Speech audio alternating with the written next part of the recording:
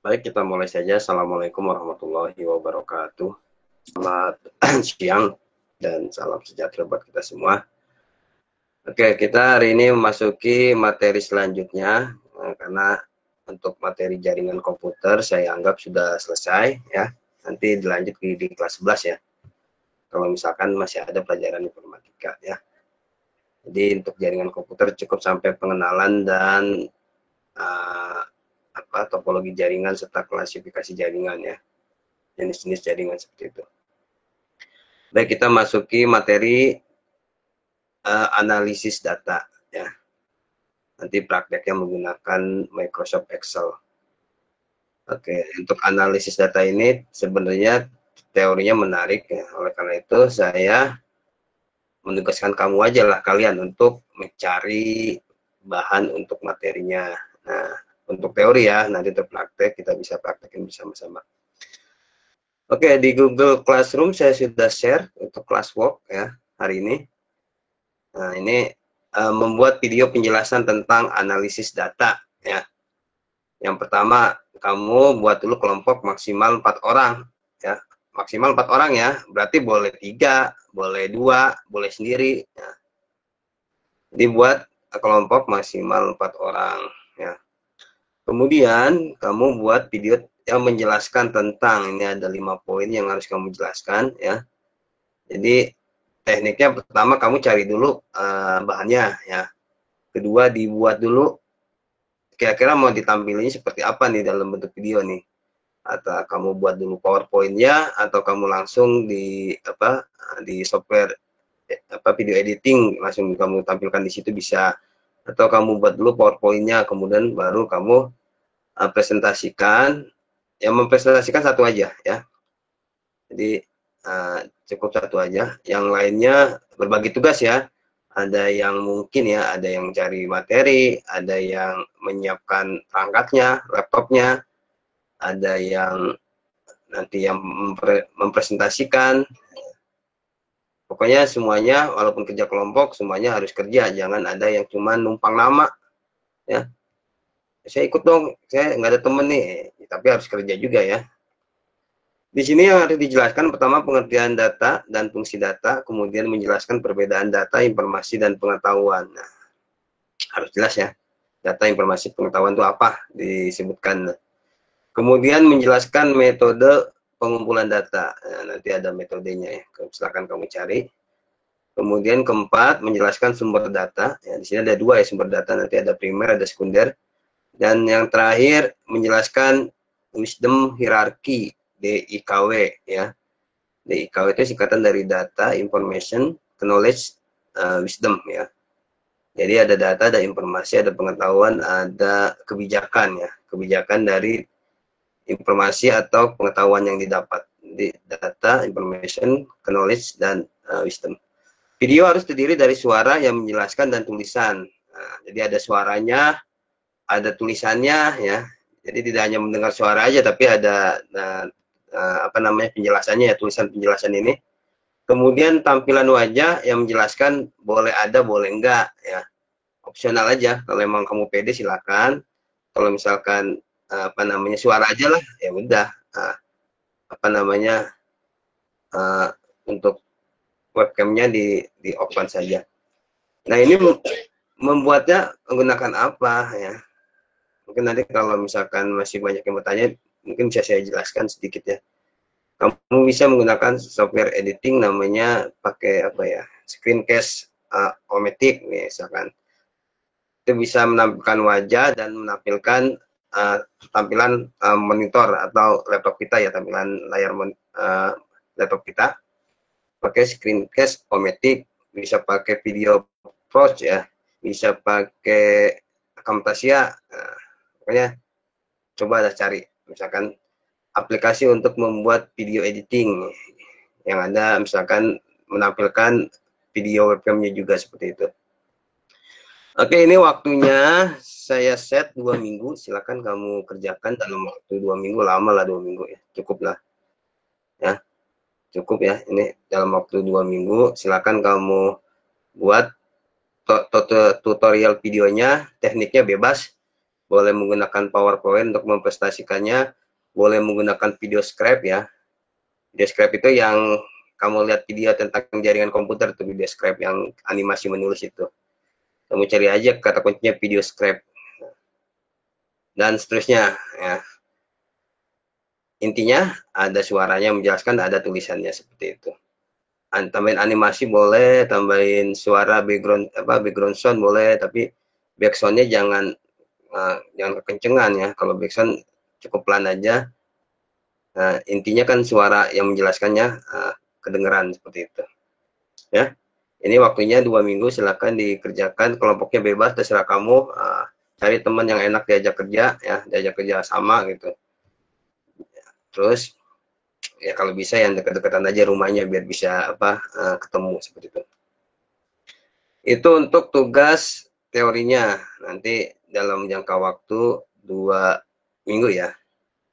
Oke, kemudian hari ini kita akan belajar sedikit tentang Microsoft Excel atau istilahnya spreadsheet.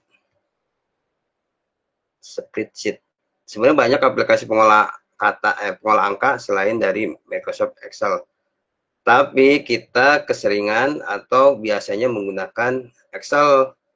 Karena Excel itu biasanya ada di Windows, karena dia kan aplikasinya masih satu perusahaan ya dengan Windows ya. Biasanya kalau Windows bisa diinstal Excel, walaupun yang lain juga bisa, misalkan Mac ya bisa juga diinstal. Di HP juga ada spreadsheet itu ada di Excel juga, di Android ada, di Google juga ada, namanya Google Spreadsheet, bisa juga dipakai seperti itu. Intinya tampilannya seperti ini ya, tampilan dari spreadsheet namanya, program pengolah angka yang kita pakai Microsoft Excel ya. Oke, ini tampilannya seperti biasa, menunya sama. Kalau program dari Office rata-rata sama ya, seperti ini. Di sini ada namanya Quick Access Toolbar, yang ini nih, Quick Access Toolbar. Jadi toolbar cepat ya, cara pintasan dengan yang cepat nih. Jadi di sini bisa kita set untuk toolbarnya. Kamu tinggal pilih aja mau tampilin apa lagi nih. Misalkan mau ditampilkan di sini open, nanti kebuka dan seterusnya. Tapi jangan banyak-banyak, nih kepanjangan. Kemudian di sebelah tengah, di tengah-tengah sini ada namanya title bar. Title bar itu untuk menampilkan judul file ya, nama file ya. Untuk menampilkan nama file. Ini nama filenya book 2 karena belum disimpan. Nanti kalau udah disimpan mungkin namanya sesuai dengan kemauan kita ya. Tapi untuk defaultnya namanya book 2. Kemudian di sini ada control window ya. Control window itu untuk mengatur jendelanya, bisa dikecilin, bisa di restore lagi, setelah dikecilin bisa di close ya. Jadi kalau kamu taruh di sini kursornya itu keluar ininya tooltipnya ya, keterangannya. Kemudian di bawah ada menu ribbon. Nih, menu ribbon. Saya menggunakan Excel 2016. Ini kalau 2010 ke atas seperti ini, dia menggunakan menu ribbon. Kalau yang Excel 2003 itu kayaknya menu cooldown. Jadi diklik dia keluar ke bawah. Kalau menu ribbon, kalau kita klik menunya, dia keluar toolbox-nya, macam-macam toolbox-nya. Misalkan ini menu ribbon home. Ketika saya gerakan atau saya klik insert, nanti toolbar-nya berubah lagi sesuai dengan kelompoknya. Kelompok page layout, ya ini ada margin, ada orientation, ada shade, dan seterusnya ya. Ini menu ribbon, terus di bawahnya ada menu toolbox, berdasarkan menu ribbon yang kita klik. Kemudian ini ada name box, name box, kemudian ada untuk menyisipkan fungsi, function. Kalau kita menggunakan Excel ya ada function ya, untuk fungsi statistik dan matematik. Kemudian nah ini lembar kerjanya namanya sheet ya, worksheet. Lembar kerjanya namanya worksheet. Nah, worksheet ini untuk defaultnya atau awalnya ada 1 untuk yang 2016, tapi kalau 2007 itu biasanya ada 3 ya. Intinya ada 1 di portnya ada 1. Kalau mau tambah tinggal klik tambah aja. Jadi beda. Kalau di Microsoft Word kan halamannya berupa page ya, berupa halaman. Tapi kalau di sini berupa sheet ya, sheet 1, sheet 2, sheet 3 dan seterusnya. Tinggal ditambah saja. Kemudian sedikit saya jelaskan tentang lembar kerjanya. Yang ke kanan namanya kolom, yang ke bawah namanya baris atau rows. Kolom, baris, ke kanan, atau yang secara horizontal namanya kolom, ke bawah secara vertikal namanya rows atau baris. Ada berapa barisnya? Kamu kontrol dengan tanda panah ke bawah. Nah, ini barisnya ada 1.048.576. Jadi kamu bisa membuat data sebanyak itu, sebanyak sebaris 1.448.576.000. Ya. Kita balik, tekan kontrol, panah ke atas lagi. Kemudian untuk kolomnya, kolom terakhir ada kolom XFD. Nah, itu bisa dihitung sendiri lah, jadi berapa tuh kalau. Sekarang ini kolom A, B, C, D sampai Z, kemudian mulai lagi dari AA, A, B, A, C, kemudian BA, BC, dan seterusnya ya. Seperti itu.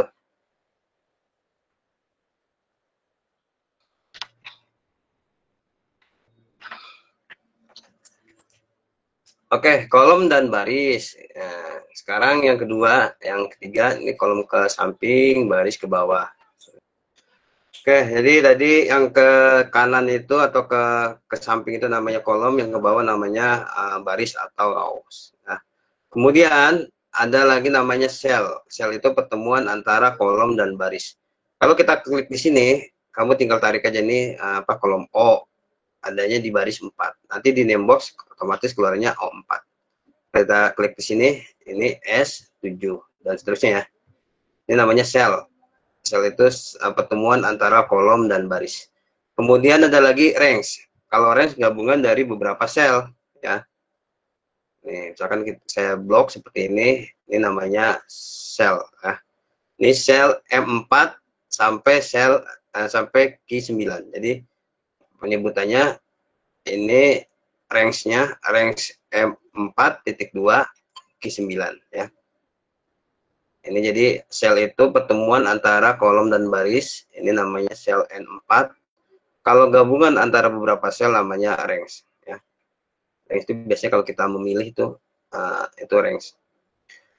Kemudian kita lanjut. Saya akan mengetik sebuah data. Nah, misalkan nomor sama nilai matematika. Oke, ini data nilai kelas 10 MIPA 3. Nah, nomor 1, 2, 3, 4, 5. 5 aja ya datanya, jangan banyak-banyak. Kemudian saya ketik namanya Fadil Alpati Asya. Nah, Fadil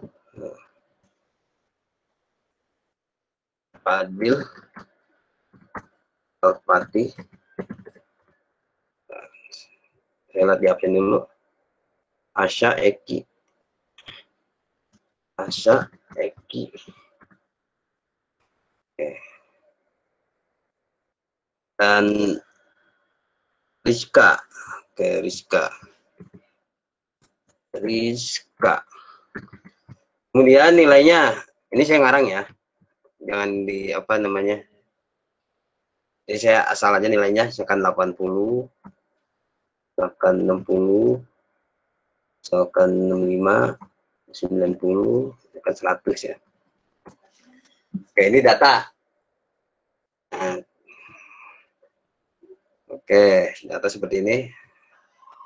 Oke, saya bikin tabelnya dulu. Nah, tabelnya caranya di blok aja, di blok, kemudian tekan kontrol 1. Tekan kontrol angka 1 atau klik kanan format cell ya untuk membuat border ya. Sini saya coba border. Outline-nya saya beri garis tebal, untuk yang inside-nya saya kasih garis tipis. Oke.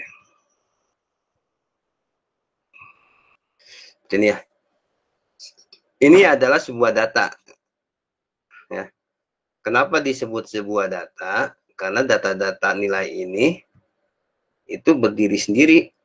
Nah, misalkan Fadil nilainya 80, Alpati nilainya 60, Asa nilainya 65, Eki nilainya 90, Rizka nilainya 100. Ini semua data karena kita belum melakukan apa namanya pengolahan ya. Pengolahan datanya belum kita lakukan. Data yang diolah nanti akan menjadi informasi. Nah, sekarang informasinya apa yang kita butuhkan ya. Pertama, saya mau informasi nilai tertinggi matematika di kelas 10 MIPA 3 berapa nilai tertingginya. Nah, makanya kan harus dilakukan pengolahan menggunakan rumus ya. Rumus atau fungsi biasa diawali dengan sama dengan. Nah, kalau mau jumlah, ada fungsi statistik namanya sum ya. SUM, sum, kurung buka. Nah, ini kita bisa blok. Nah, di jumlah nih. Jumlah. Terus yang kedua rata. Misalkan saya akan cari rata. Nilai tertinggi. Terus nilai terendah. Rata-ratanya berapa? Rata-rata sama dengan fungsi apa namanya? Fungsinya disebut menggunakan fungsi average ya. Ini ada average. Kemudian kurung buka tinggal di blok. Nah, nilai tertinggi fungsinya max ya. Ada max nih. Kita blok lagi apa namanya? Range-nya. Kemudian nilai terendah min ya. Kurung buka ini di blok lagi. Kemudian saya kasih tabel lagi.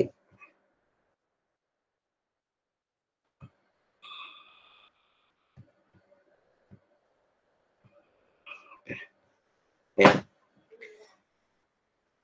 Setelah kita olah data-data yang tadi ini akan menjadi informasi. Informasi apa? Pertama, informasi rata-rata nilai matematika di kelas 10 MIPA 3 79, nilai tertingginya 100, nilai terendahnya 60 ya. Tadi waktu awal sebelum kita olah ya, ini bacanya susah ya. Untuk dijadikan informasi susah, hanya berupa data-data nilai aja ya. Jadi setelah kita olah dengan menghitung jumlah, rata-rata, dan tertinggi nilai terendah akan tercipta informasi bahwa informasinya di kelas 10 MIPA 3 nilai matematika terendah 60, nilai matematika tertinggi 100, nilai rata 79. Nah, itu informasinya. Jadi tingkatannya paling rendah itu data, kemudian ke atas ya, kedua itu menjadi informasi, data yang kita olah menjadi informasi. Kemudian informasi itu buat apa ya? Hanya apakah sekedar informasi? Ya, mungkin kita hanya tahu informasi ini ratanya sekian, tertinggi sekian, terendahnya sekian. Sekarang kita hubungkan dengan kontekstual, dengan konteksnya, maksudnya dengan nilai, misalkan ini nilai matematika. Nilai matematika, KKM-nya berapa gitu. Misalkan di nilai matematika itu kan ada KKM, konteksnya ya. Misalkan KKM-nya 75, misalkan ya 75. KKM-nya 75. Nah, dari konteks bahwa nilai matematika KKM-nya 75, kita bisa tahu, bisa ada pengetahuan bahwa siswa yang nilainya belum tuntas ada berapa gitu ya. Kita bisa tuliskan rumus ya. Ini pakai rumus if aja. If ini di apa namanya? Diklik if 80 lebih kecil dari 75, maka dan dia pakai titik koma, maka tidak tuntas. Tuntas. Selain itu tuntas. Rumusnya hanya begitu aja. Jadi kalau di bawah 75 tidak tuntas, kalau di selain itu tuntas. Ya. Oke, kita copy. Oke, ini informasinya. Jadi kita bisa tahu oh berdasarkan KKM 75 bahwa yang tidak tuntas apa ada 2, terus yang tuntasnya ada 3 ya.